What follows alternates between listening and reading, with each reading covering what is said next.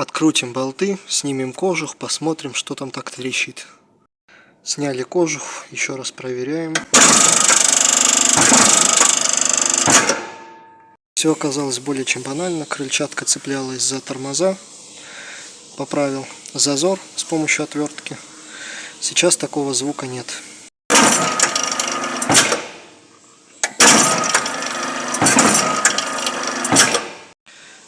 Как видите, скрежета нет.